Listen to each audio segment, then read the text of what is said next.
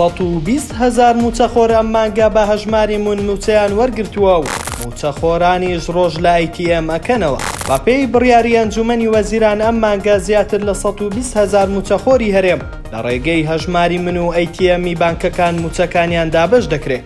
لەو چوارچێوەیەدا بۆ یەکەم جار بەشێک لە موچەخۆرانی دووهۆک و سلێمانی لە ڕێی هەژماری من موچەیان وەرگرت.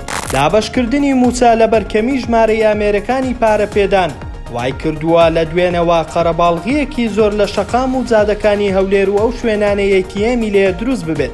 بەهۆی درێژی سڕای وەرگرتنی پارەکە کەوای کردووە موچەخۆران بە کاتژمێر لەو ڕیزانە بوەستن، تەنانەت درەنگانی شەویش دوای 12 شەو ئەو سڕانە بە قەرەباڵغی ماونەتەوە و کەمی ئەو ئامێرانە و قەرەباڵغی کە دوای 2 مانگ موچەخۆران موچەیان وەرگردوای کردووە بێزاریەکی زۆر لەلایەن موچەخۆران دروست ببێت، چونکە پێیان وایە حکوومەت پێشتر بەڵێنی دابوو لە ڕێی ئەو سیستەمەوە چیتر سڕای وەرگرتنی موچە نامێنێت و ئەو ڕێگە ئەلکترۆنیەوە دەکات موچەخۆران بە خێرایی موچەکانیان وەربگرن.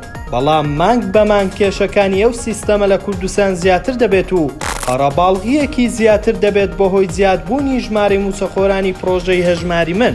ئەو پێداگیریە حکوومەتی هەرێم لە پرۆژەی هەژماری من لە کاتێکدایە تاوەکو ئێستا حکوومەتی عێراقدانی بە پرۆژەکە نەناوە و پێناچێت تەمەنی زۆر درێژ بێت.